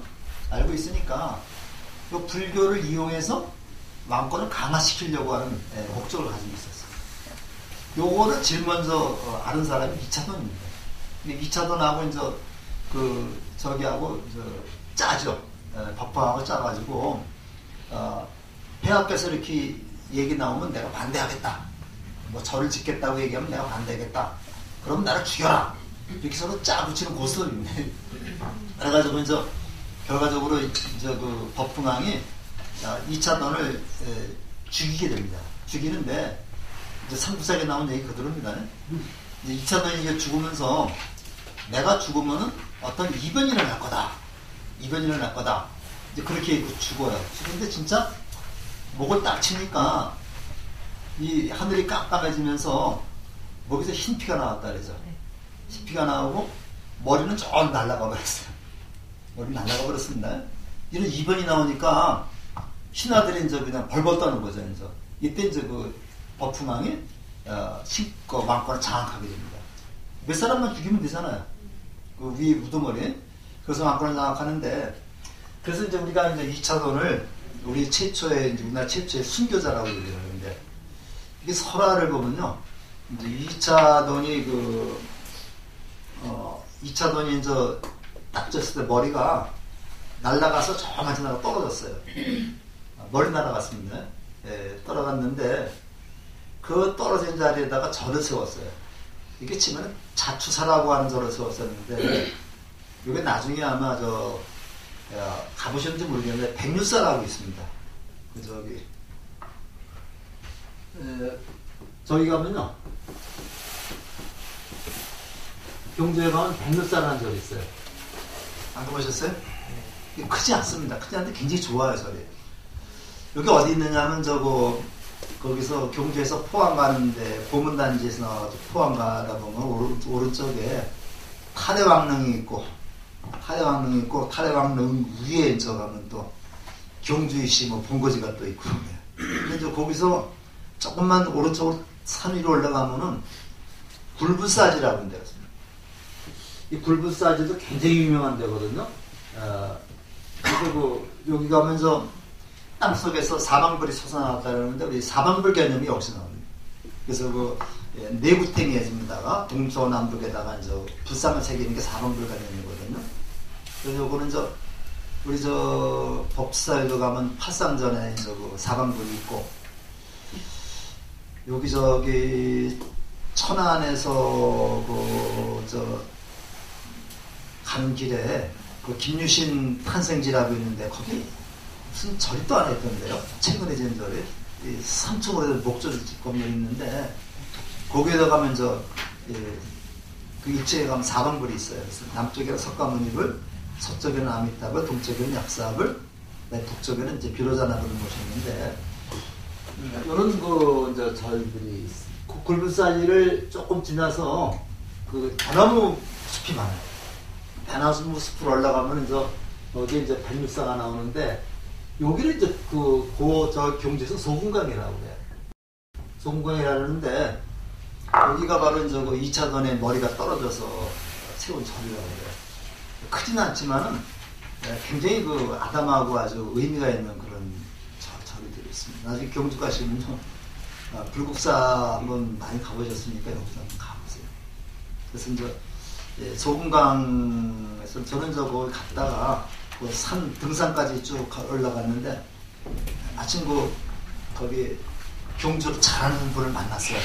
만나가지고 이제 같이 간 귤도 좀 나눠 먹고 그러면서 좀 얘기 들었는데, 그렇게 현지인을 만나가지고 이렇게 지역적인 얘기 들으니까 다른 게 참 많더라고요. 우리가 이렇게 산행이나 어떤 갔을 적에 거기에 계신 스님이나 이렇게 그쪽이 잘 아시는 분을 만나서 이렇게 얘기를 들으면 굉장히 좋은 걸 많이 배웁니다. 그래서 백육사지를 한번 좀 보시고, 이런 전설이 있습니다. 그래서 우리가 백제불교, 신라불교 얘기를 할 때 이제 백육사 같은 것도 우리가 좀 기억해둬야 되겠습니다. 그래서 요거는 2차전의 순교가 단순히 종교적인 사건이 아니라 왕권 강화라고 하는 법흥왕의 의도와 그 다음에 불교 홍포라고 하는 2차전의 의도가 다 맞아떨어진 거죠. 그래서 이제 이루어질 거기 때문에 2차전의 순교 이후에 이제 흑륜사라는 절을 짓습니다. 흑륜사라는 절을 져가지고 그 불교가 정식으로 공인이 됩니다. 공인이 되고, 그 다음에 그 법흥왕은 자기 목적을 달성하자 자기 조카죠. 진흥왕이, 법흥왕이 아들이 없었습니다. 그래서 조카인 진흥왕한테 왕위를 물려주고 자기는 출가를 합니다. 출가를 해가지고 진흥왕이 왕이 되는데, 진흥왕의 불교에 대한 사실은요, 이게 진흥왕의 사상입니다. 왕적불 사상. 왕적불이다. 왕이 곧 부처다. 왕하고 부처는 같다는 얘기죠. 그러니까 결과적으로 진흥왕 얘기는 뭐예요? 내가 부처고, 그러니까 내가 있는 곳이 바로 어딥니까? 가서 불국토죠. 내가 있는 것이 불국토이기 때문에 내가 있는 이 경주 땅이 바로 부처님이 나신 곳이다. 이런 사상이 나옵니다. 일단 나와가지고 본래 부처님은 바로 여기 신라 땅에서 태어나신 분이다. 이런까지 나와요. 그러면서 계속해서 법흥왕, 진흥왕, 그 다음에 그 밑에가 지증왕입니다. 지증왕. 그 다음에 또 진평왕 나오죠? 진평왕의 딸이 선덕여왕, 진덕여왕입니다. 여섯왕. 법흥왕, 진흥왕, 지증왕, 그 다음에 진평왕, 선덕여왕, 진덕여왕. 요게 성골이 끝이죠. 그 다음부터 무열왕이 나오는데, 요 여섯왕들은 전부 다가 왕의 이름이 불교적인 이름입니다. 불교적인 이름이라서 이거를 진종사상이라고. 진종. 바로 그 왕이 바로 부처라고 하는 그러한 진종 사상으로 말미암아 왕의 이름들은 영어로 전부 다 불교식으로 붙여버려요. 그리고 이 사람들의 왕이 전부 다가 전륜성왕을 갖다가 추구하게 되는 거죠. 아까 백제불교의 성왕이 전륜성왕이라고 했죠. 그래서 이분들이 좀 전륜성을 자처하면서 바로 불교 홍포에 굉장히 애를 씁니다. 그럼으로써 신라 불교가 꽃을 피게 되는 것이고 이런 상태에서 그 화랑도라는 걸 만들죠. 그 진흥하면 화랑도를 만드는데 화랑도에서 이제 그 지켜야 5가지 기율을 원광법사가 준다래죠. 그 뒤에서 5배라고 그러는데 뭐 사분이충, 사친이요 뭐 이렇게 가면서 하는데 이것은 바로 사생유택이라는 얘기가 나와요. 산 것을 죽이되 가려 숙여라. 이렇게 하면 적은 죽여도 되는데 우리가 이제 그 이로운 거 죽이지 말라는 얘기죠. 이런 얘기가 나오면서 바로 불교가 화랑도를 통한 불교가 삼국 통일에 이바지하게 되는 것이고 이것이 바로 호국불교 쪽으로 나가게 되는 거죠. 우리가 호국불교 많이 하죠. 그래서 이런 호국불교의 싹이 바로 그 이때부터 생기게 됩니다. 이래가지고 이제 호국불교가 고려 때는 몽고병에 침입해서 나라를 구하기 위해서 활만대장경을 갖다 만들죠. 이것도 호국불교입니다. 그러면 그 조선조 때는 임진왜란 때 사명대사라든가 서산대사라든가 영규대사 같은 분이 직접 칼 들고 나가서 왜적을 물리치죠.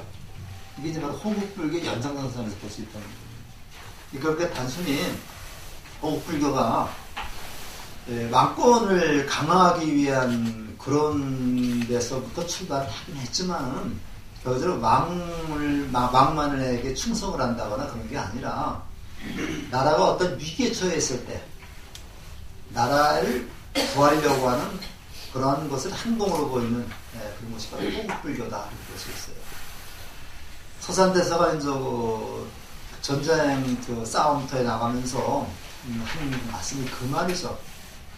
나쁜 사람 하나 죽여서 선량한 사람을 많이 구한다는 것이 바로 그분들이 호국불교를 앞으로 짓는 그런 목표였다고 볼 수 있습니다.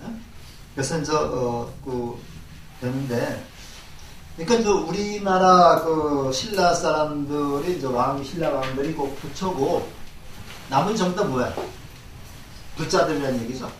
그 부자와 부처가 같이 있기 때문에 바로 그 신라라고 하는 나라, 경주라는 나라는 바로 불국정토라고 할 수 있어요. 경주에 가면 남산이라는 산이 있습니다. 남산 가보셨어요?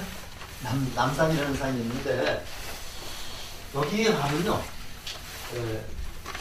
그 어느 데 남산이 다 있습니다. 또 우리는 인천에도 이제 문학사는 남산이라고도 그래요. 도부청사 남북쪽에 있기 때문에. 근데 이제 경주의 남산은 굉장히 큽니다.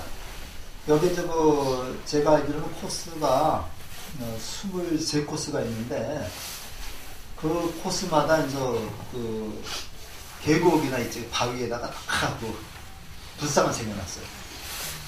불상을 새겨놓고 그다음에 탑을 조성해놓고 이런 게 굉장히 무주하게 많이 있습니다. 저도 많이 못 가보고 한 5코스밖에 못 가봤는데 근데 그 윤경렬이라는 분이 있었는데요. 윤경렬이라는 분이 있었는데 돌아가셨습니다. 이제 이분이 경주에 와서 남산을 한번 보고서 아직 남산이 빠져버렸어요.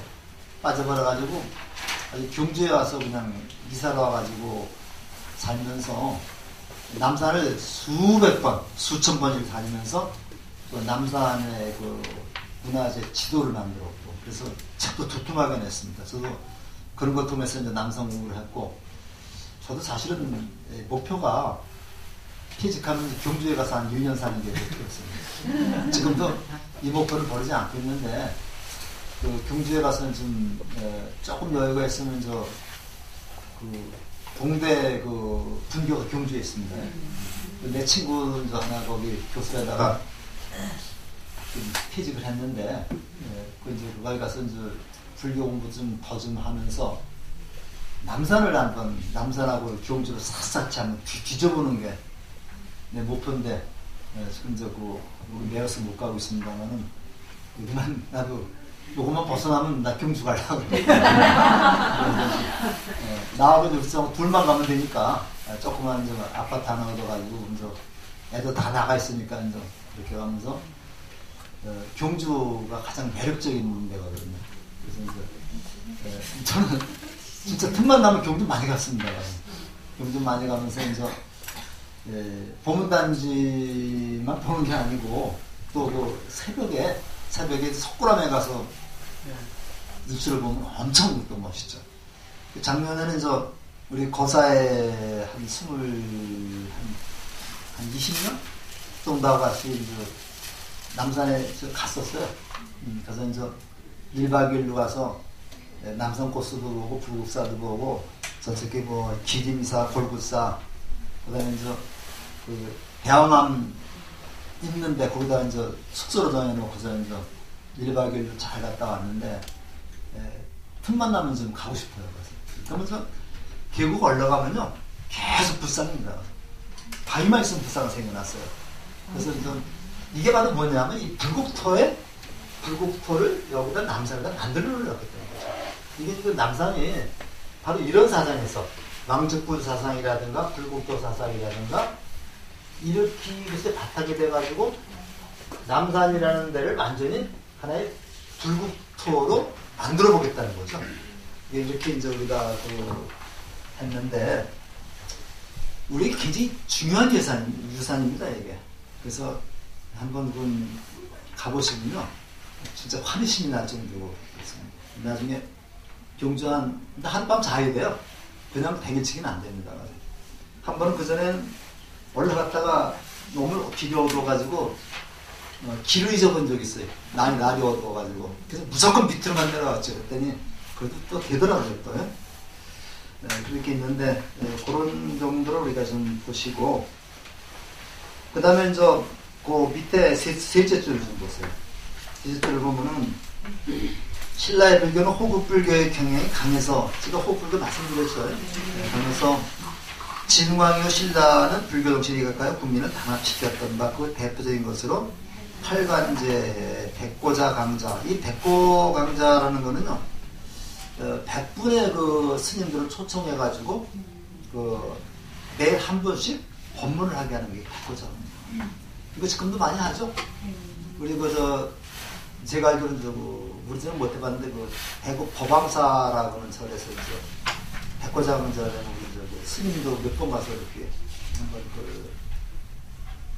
법문하시고 온 적도 있습니다. 그래서 이런 게 참 좋아요. 그런데 한 10여 년 전에는 우리 법명사라고 있죠.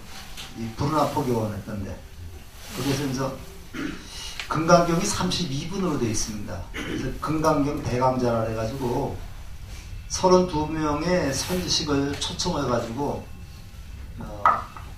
일주일에 한 번씩인가 돼. 그래서 32명에 초청해가지고 그 금강경 강좌를 했던 적이 있습니다. 그래서 2번인가 가서 보고 왔는데 그때는 이 법명사가 아주 굉장히 활발할 때였습니다. 근데 지금은 감히 인천에서 그런 거 못하고 있어요. 근데 백고자 강좌라는 이런 거는 큰 절에서는 가끔 합니다. 가끔 하는데 그래서 그런 때 가서 그 스님 법문도 한번 이게 기본 지식이 되게 되죠. 근데 불교 기본 지식을 가지고 법문을 들어 이해가 되는 거지. 기본 지식이 없이 듣다 보면 정말 그 말이 그 말 같고 아송다송하고 그런 얘기 말장난하는 것 같고 이렇게 돼요. 그래서 황룡사 구층탑 건립인데 요거는 지금 황룡사 구층탑은 없어 지금 몽고병에서 절에 불에 타버리고 황룡사지만 있습니다. 황룡사지가 분황사 옆에 황룡사지가 있는데 가서 보면 어마어마해요. 이거 여기하고 익산 미륵사지. 근데 미륵사지가 규모가 훨씬 더 큽니다. 미륵사지는 절을 3개 합쳐놓은 거예요. 이게. 그래서 그런 것들을 한번 보는데 경주박물관에 가면 구층탑 모형들을 볼 수가 있습니다. 그런 것도 전부 다가 우리 저기된 거고요.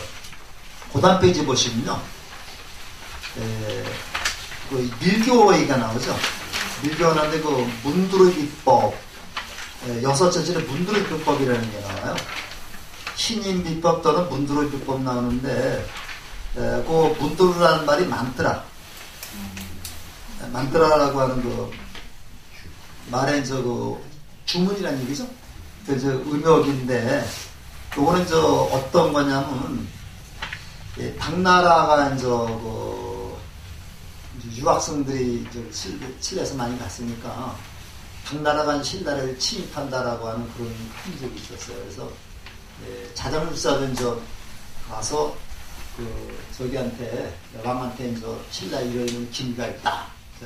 당나라를 침입하려는 당나라의 그 분위기가 있다.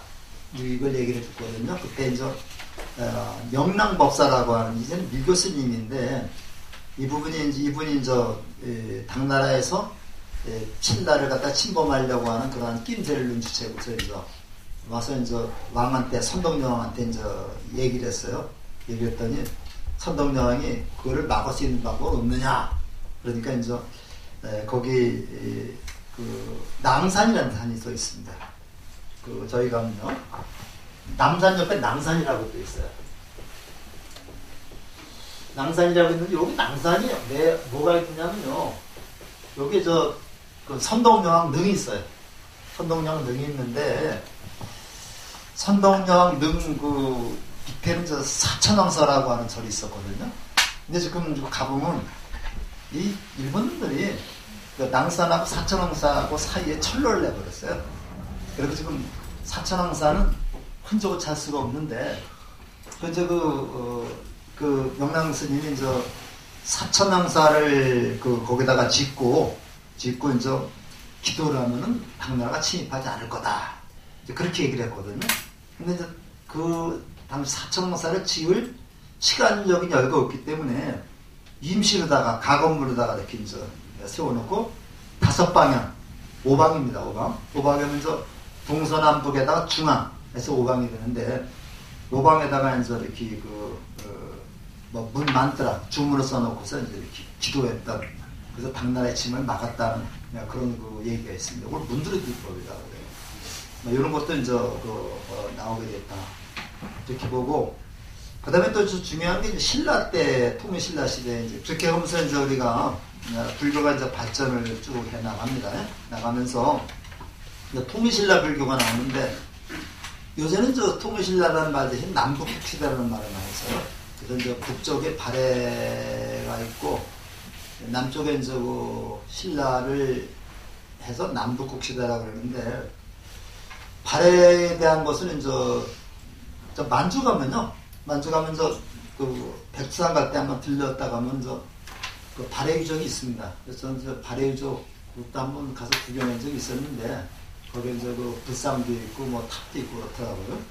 그래서 통일신라 시대 불교는 이렇게 3단계로 전성기, 침체기, 선법, 전례기 이렇게 나오는데 문무왕 때부터 해공왕 때까지가 불교가 굉장히 전성했던 때로 볼 수 있고 그래서 특히 통일신라를 통일을 전후한 그런 시기가 가장 불교가 번성했던 때입니다.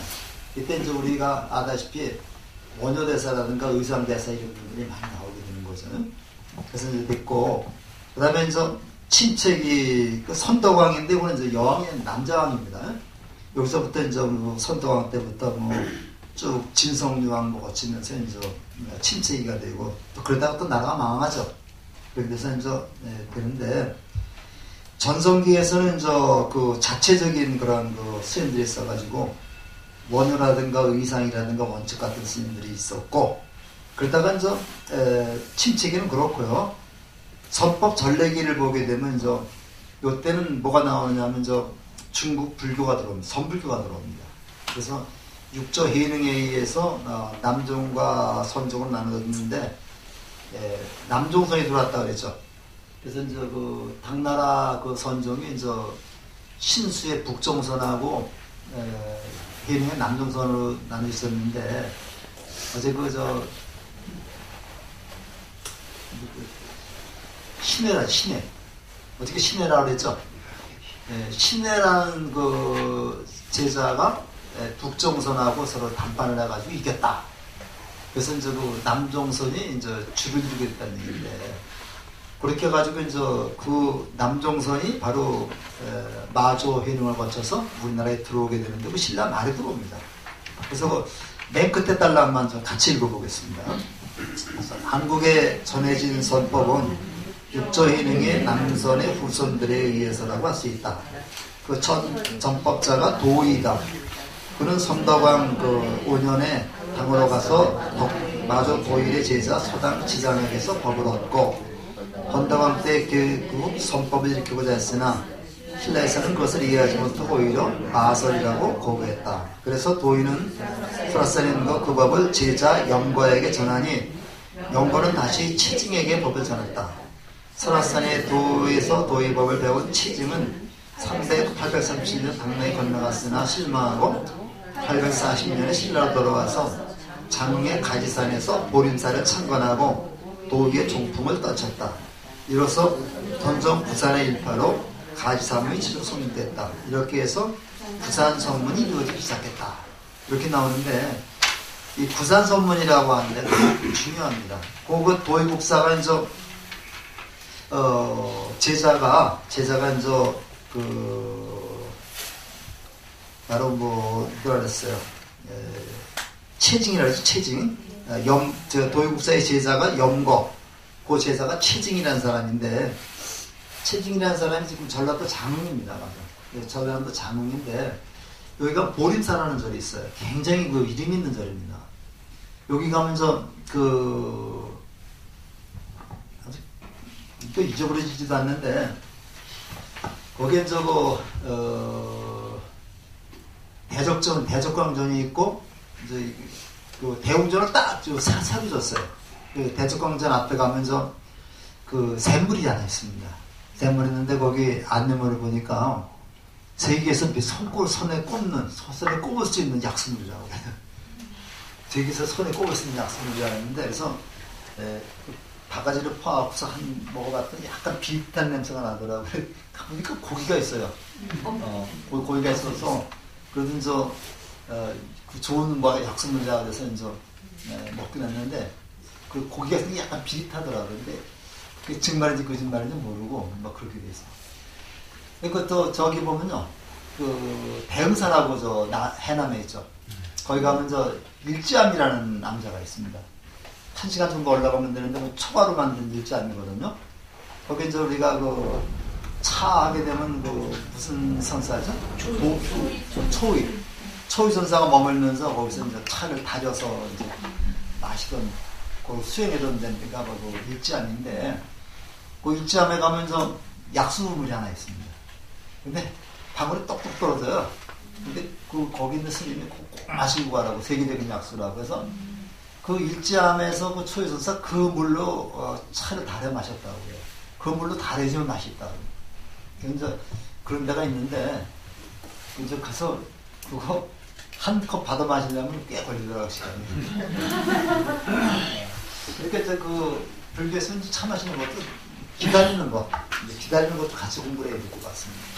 그래서 그러니까 거기 그 도의선사가 이제 강릉 양양 가면 진전사라고 제가 말씀드렸죠. 진전사에서 이렇게 이제 수행을 했고, 그 제자 체징이 이제 장흥에 가서 우리가 이제 그 구산선문의 시초라고 할 수 있는 가지산문을 열게 됩니다.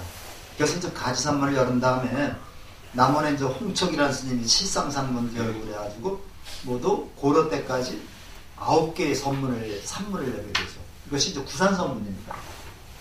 구산선문인데, 요것이 이제 최초가 되는 게 이제 그 가지산문이죠. 가지산문이고, 요것의 사찰이 보림사입니다. 보림사 장흥에. 그래서 나중에 이제 전라도 한번 가보시면요, 보림사 앞이 좀 유명한 절이고, 그 다음에 또 이제 그 남원에 가면 식상사라는 절이 있죠. 식상사 그 도법선님 계셨던데, 식상사는 논에 있는 절인데, 지금은 조그마요.